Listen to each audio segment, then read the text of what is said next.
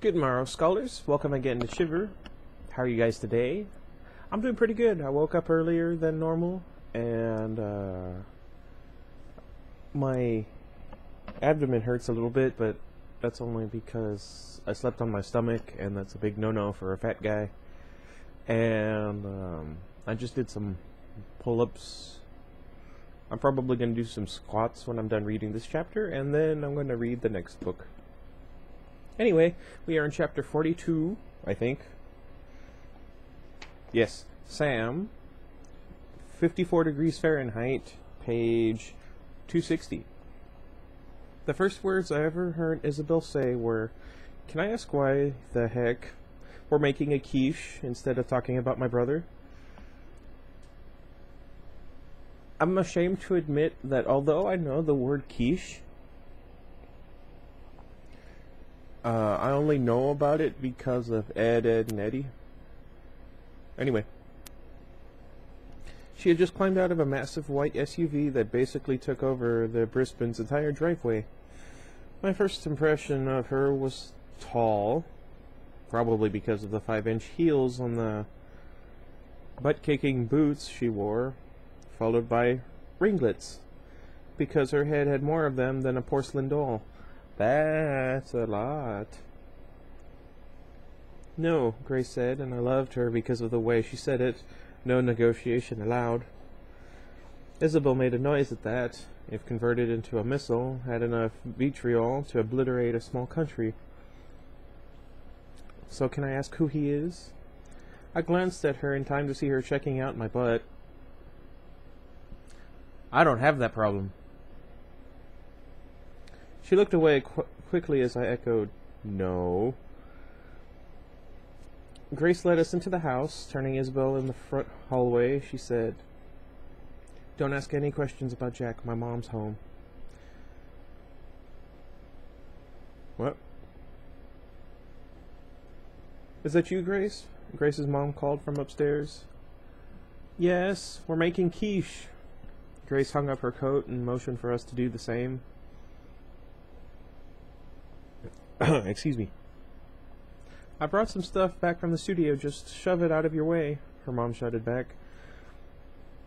Isabel wrinkled her nose and kept a fur-lined jacket on, stuffing her hands in the pockets and standing back while Grace shoved boxes toward the walls of the room to clear a path through the clutter.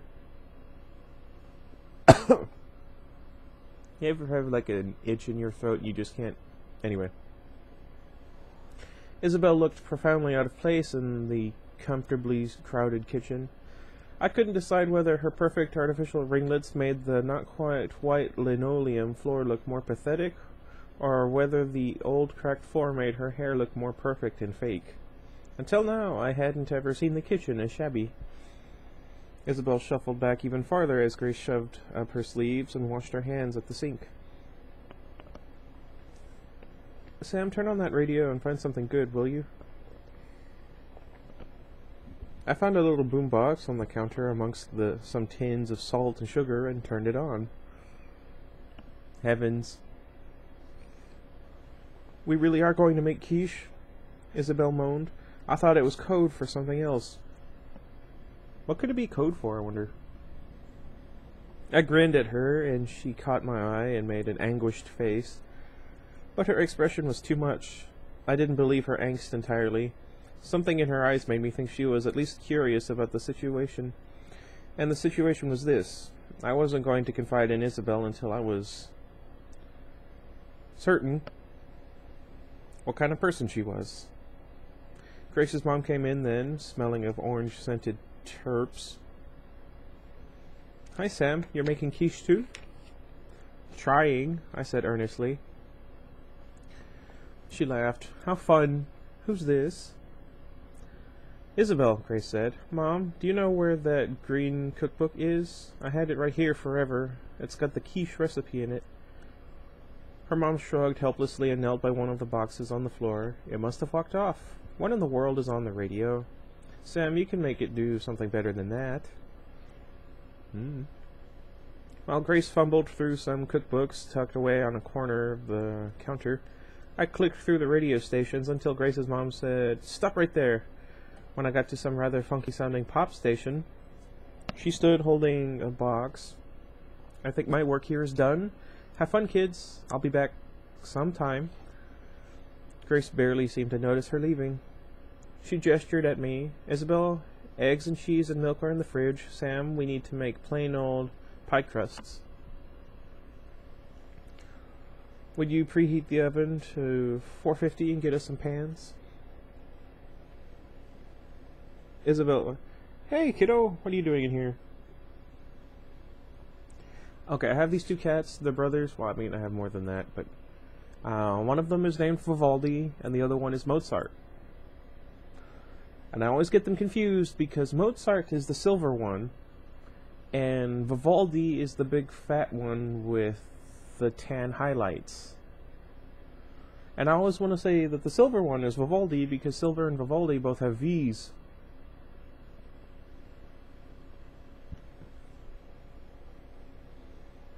Isabel was staring inside the fridge. There's like 8,000 kinds of cheese in here. It all looks the same to me. You do the oven, let Sam get the cheese and stuff. He knows food, Grace said. She was standing on her tiptoes to get flour out of an overhead cupboard. Ow. I forget that this is here. Is it that way? Oh well. Where was I? And stretched her body gorgeously and made me want, in the worst way, to touch the bare skin exposed on her lower back.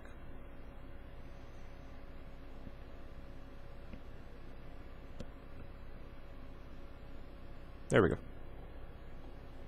But then she heaved the flour down and I'd missed my chance, so I traded places with Isabel and grabbed some sharp cheddar and eggs and milk and threw it all on the counter.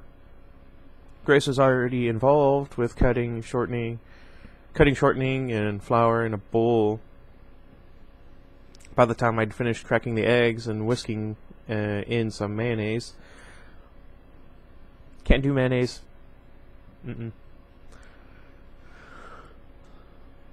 The kitchen was suddenly full of activity, as if we were legion. What the heck is this? Isabel demanded, staring at a package Grace had handed her. Grace snorted with laughter. It's a mushroom. That reminds me of this story. So, there was this girl who, with her friends, had all ordered from the specialty menu at some fast food restaurant. I forget which. Anyway, so the one she picked, I forget the entire name of it, but it was a portobello burger. They cooked it, they served it, she got it, and returned it because it had mushrooms in it. Anyway, where was I? It looks like it came out of a cow's rear end. I'd like that cow, Grace said, leaning past Isabel to slap some butter in a saucepan. Its butt would be worth $1 million. Saute those in there for a few minutes till they're nice and yummy. How long? Till they're yummy, I repeated. You heard the boy, Grace said. She reached out a hand. Pan. I haven't seen that movie. Let's see. Oh. Help her, I told Isabel. I'll take care of Yummy, since you can't. I'm already yummy, Isabel muttered. She handed 2 pans to Grace, and Grace deftly unfolded the pie pastry magic into the bottom of each. She began to show Isabel how to crimp the edges. The entire process seemed very well worn. I got the idea that Grace could have done this whole thing a lot faster without me and Isabel in her way. I also have this problem at work.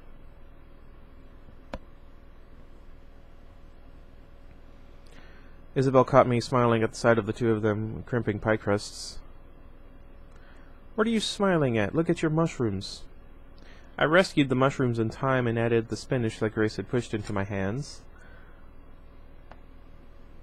My mascara! Isabel's voice rose above the increasing clamor, and I looked to see her and Grace laughing and crying while cutting onions. Then the little onion's powerful odor hit my nose and burned my eyes, too. I offered my sauté pan to them. Throw them in here, it'll kill it a little bit. Isabel scraped them off a cutting board into the pan, and Grace slapped my butt with a flour-covered hand. I craned my neck, trying to see if she'd left a print, while Grace rubbed her hand in leftover flour to get a better coverage and tried again. I don't know what's wrong with my eye. Where was I?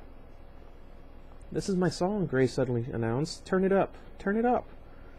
It was Mariah Carey. My mom and dad went to one of her concerts, I think. No. Somebody else. I don't know. I don't know a lot about music. In the worst possible way, but it was so right at the moment. I turned it up until the little speakers buzzed against the tins next to them. I grabbed Grace's hand and tugged her over to me, and we started to dance like we were cool, terribly clumsy, and unbearably... No. What? No.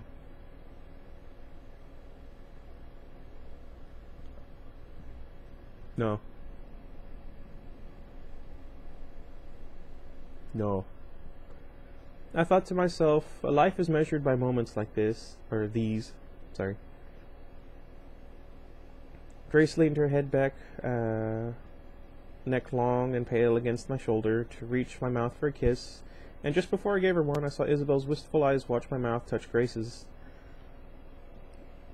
Tell me how long to set the timer for, Isabel said, catching my eye and looking away, and then maybe we can talk? Grace was still leaning back against me, secure in my arms, covered in flour, and so entirely edible that I ached with wanting to be alone with her. Here, now. She gestured lazily toward the open cookbook on the counter, drunk with my presence. Isabel consulted the recipe and set the timer. There was a moment's silence when we realized we were done, and then I took a breath and faced Isabel. Okay, I'll tell you what's wrong with Jack. Isabel and Grace both looked startled. I'm so startled. Let's go sit down, Grace suggested, removing herself from my arms. Living room's that way. I'll get coffee. So Isabel and I made our way into the living room. Like the kitchen, it was cluttered in a way I hadn't noticed until Isabel was in it. She had to move a pile of unfolded laundry to sit on the sofa. I didn't want to sit next to her, so I sat on the rocker across from her. Looking at me out of the corner of her eye, Isabel asked, "Why aren't you like Jack? Why aren't you changing back and forth?" I didn't flinch. If Grace hadn't warned me of how much Isabel had guessed, I probably would have. I've been this way longer. You get more stable the longer it's been. At first, you just switch back and forth all the time. Temperature has a little bit to do with it, but not as much as later. She immediately fired off another one. Did you do this to Jack? I let the revulsion show on my face. I don't know who did it. There are quite a few of us, and not all of us are nice people. I didn't say anything about his BB gun.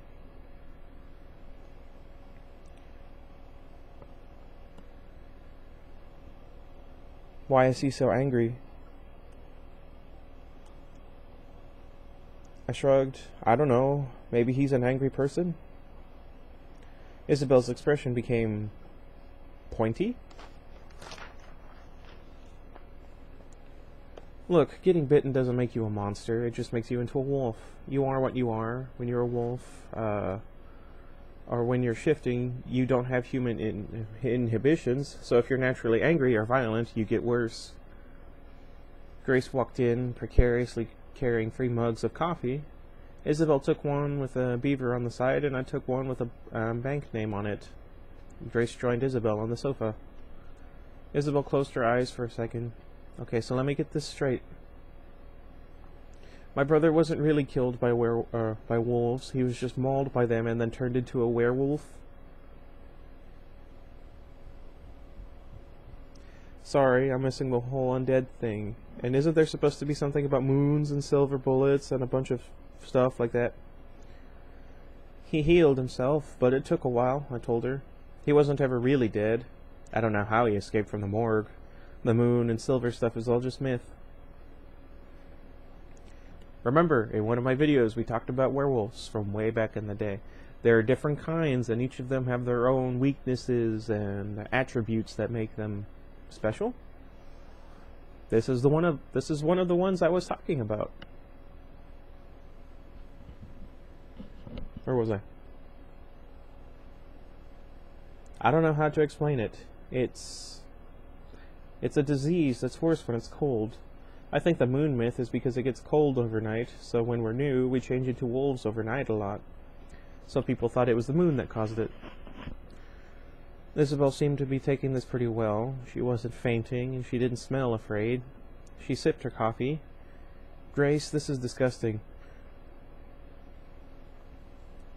It's instant, Grace apologized. What are you doing over there? He was trying to get to the turtles earlier. It was kind of funny. Isabel asked, so does my brother recognize me when he's a wolf? Grace looked at my face. I couldn't look back at her when I answered. Probably a little. Some of us don't remember anything about our lives when we're wolves. Some of us remember a little. Grace looked away, sipped her coffee, pretended she didn't care. So there's a pack. Isabel asked good questions. I nodded. But Jack hasn't found them yet, or they haven't found him. Isabel ran a finger around the rim of her coffee mug for a long moment. Did I say long? Yeah. Finally, she looked from me to Grace and back again. Okay, so what's the catch here? I blinked. What do you mean? I mean, you're sitting here just talking, and Grace is here trying to pretend like everything's just fine, but everything isn't just fine, is it? I guess I couldn't be surprised by her intuition. You didn't claw your way to the top of the high school food chain without being able to read people. I looked into my still full coffee cup. I didn't like coffee, too strong and bitter a flavor. I agree, but remember, I could not stop drinking it as a child. I had problems. Where was I? I'd been a wolf too long. I'd lost my taste for it. We've got expiration dates. The longer it's been since we've been bitten, the less cold we need to turn us into wolves, and the more heat we need to turn us into humans. Eventually, we just don't become human again. How long? I didn't look at Grace. It varies from wolf to wolf. Years and years for most wolves, but not for you. Shut up, Isabel. I didn't want to test Grace's even expression any further. I just shook my head, very slightly, hoping that Grace really was looking out the window and not at me. So what if you lived in Florida or someplace really warm? I was relieved to get off the topic. A couple of us tried it. It doesn't work.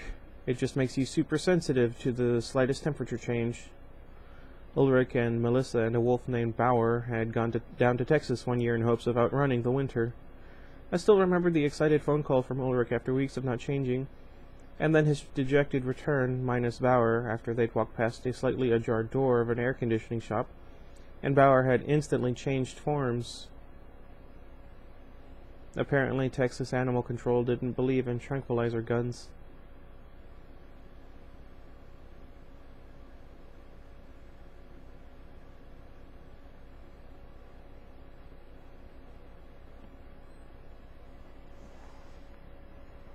Where was I? I always get sad whenever an animal dies, even though technically it was human, which is technically an animal. Where was I?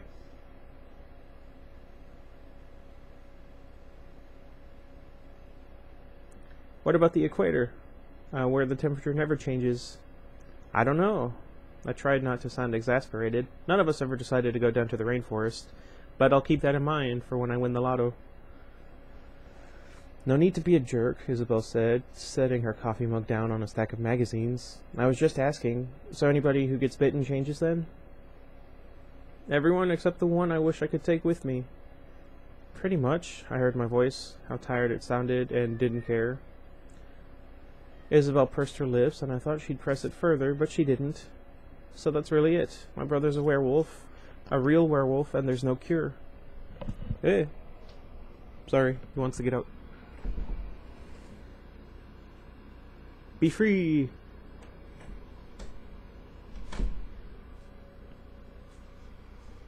Ah, my back.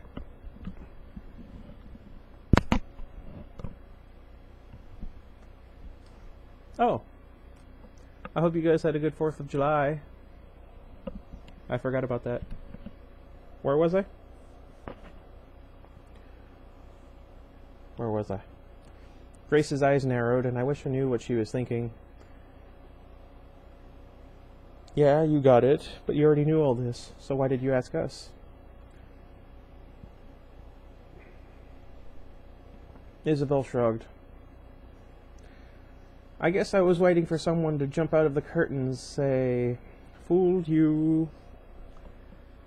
I can't say that and not think of, Spaceballs by Mel Brooks. It's a really good movie if you haven't watched it. I suggest you, find it and watch it. Anyway, no such thing as werewolves. What were you thinking? I wanted to tell her that there really wasn't such a thing as werewolves. That there were humans and then there were wolves. And there were those of us that were only on the way from one to the other. But I was just tired, so I didn't say anything. Tell me you won't tell people, Grace spoke abruptly. I don't think you have yet, but but you can't tell anyone now. Do you think I'm an idiot? My dad freaking shot one of those wolves because he was angry about it. Do you think I'm going to try and tell him Jack's one of them? My mother's already medicated out the wazoo. Yeah, big help she would be. I'm just going to have to deal with this on my own. Grace exchanged a look with me that said, "Good guess, Sam." And with us, Grace added, "We'll help you when we can. Jack doesn't have to be alone, but we have to find him first." Isabel flicked an invisible piece of dust off one of her boots, as if she didn't know what to do with the kindness. Finally, she said, still looking at her boot, "Why did I say it like that?" "I don't know. He wasn't a very nice person last time I saw him. I don't know if I want to find him." "Sorry," I said. "For what?" "For not being able to tell you that his nasty temper was from the bite and would go away." I shrugged. It felt like I was doing a lot of that. For not having happier news. There was a low, irritating buzz from the kitchen. "The quiche is done," Isabel said. "At least I get a consolation prize." She looked at me and then at Grace. "So soon he'll stop switching back and forth, right? Because winter's almost here?" I nodded. "Good," Isabel said, looking out the window at the naked branches of the trees, looking out to the woods where Jack's home. The woods that were Jack's home now. There we go. "And soon mine. Can't get here soon enough." Let's see. Okay, the next chapter is 14 pages long. Considering that this one was somehow only 10 pages and took me almost 25 minutes, I'm going to end the video here and get on to the next book, and then I'm going to run some errands. So sorry for a short chapter, and sorry for a lot of distractions, but this wouldn't be me if I weren't me. I don't know what that was supposed to mean. Anyway, the next book is this one. Today should be the last chapter, if I remember correctly. Let me know if you have any suggestions for what I could read next. I will see what I have, and I will see what I have available. Oh, my back. And we'll go from there. Anyway, until next time, goodbye everybody. I feel like I didn't say that last time.